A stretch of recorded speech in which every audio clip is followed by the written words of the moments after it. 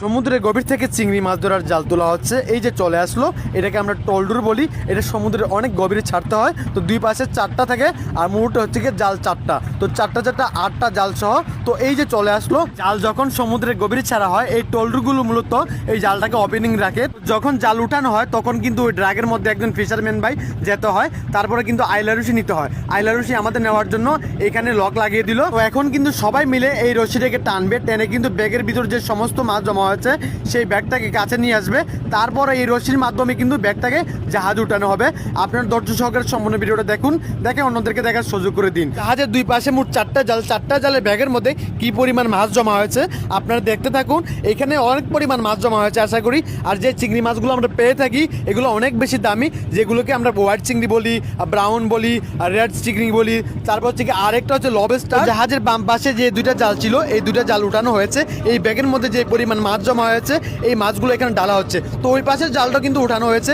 মোট চারটা জালের ব্যাগের মাছ এখানে জমা হয়েছে। তো পাশে কিন্তু আরেকটা জাহাজ ফিশিং করে করে আমাদের সামনের দিকে যাচ্ছিল। তো চারটা জালে কি পরিমাণ মাছ আসলো আপনাদেরকে দেখানোর চেষ্টা করছি। এটাকে আমরা বলপুয়া বলি, আর এই হচ্ছে লবস্টার, আর এটা হোয়াইট চিংড়ি। তো সব মিলিয়ে সব কিছু দেখানোর চেষ্টা করছি।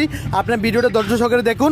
এই হচ্ছে লবস্টার, এখানে চিংড়ি মাছের সঙ্গে আরো অন্যান্য মাছ আছে, আমি আপনাদেরকে দেখানোর চেষ্টা করছি। তো চারটা জালে যে পরিমাণ মাছ আসলো এই মাছ থেকে আমরা চিংড়ি মাছগুলো আলাদা আলাদা করে এখন বেছে নিব। তো বেলচা মেরে নিচ্ছি, বেলচা মেরে মেরে চিংড়ি মাছগুলো আমরা আলাদা করছি। আর এখন যে চিংড়ি মাছগুলো আপনারা দেখছেন এগুলোকে আমরা টাইগার চিংড়ি বলে থাকি। আর এই হচ্ছে কামিলা, লম্বা একটা বাইম মাছ দেখলেন, এটা কামিলা বলে থাকি আমরা। সমুদ্রের গভীরে জাল ফেললে মূলত এই ব্রাউন চিংড়িগুলো বেশি আছে, যেগুলো আপনারা দেখছেন ছোট ছোট, এগুলোকে ব্রাউন চিংড়ি বলা হয়। আর এটা হচ্ছে টাইগার চিংড়ি, এগুলোর ইংরেজিতে একটা নাম আছে। আর এই হচ্ছে কামিলা, আপনারা বাইম মাছ বলে থাকেন, এটা হচ্ছে সমুদ্রের কামিলা মাছ। তো এইগুলো মূলত অনেক লম্বা অনেক বড় হয়ে থাকে। তো এই বাইম মাছগুলো মূলত বর্ষাকালে অনেক বেশি পাওয়া যায়। তো এখন আমরা লবস্টারগুলো আলাদা করে নিচ্ছি। অনেক পরিমাণ লবস্টার আসছে, তার সঙ্গে লাল লাল চিংড়ি মাছ। তো সব মিলে কি কি আসছে বা কতগুলো চিংড়ি মাছ পাইছি সব দেখানোর চেষ্টা করছি। সমুদ্রে জাল ফেললে মূলত চিংড়ি মাছগুলো বেশি আসছে, যেহেতু এটা চিংড়ি মাছ ধরার জাহাজ, চিংড়ি মাছ ধরার জাল, সব মিলিয়ে অনেক বেশি চিংড়ি মাছ পাওয়া যায়। তো চারটা জালে কিন্তু অনেক পরিমাণ চিংড়ি মাছ আসছে। এই চিংড়ি মাছগুলো বেছে নিতে অনেক সময়ের প্রয়োজন, সবাই মিলে কাজ করছে।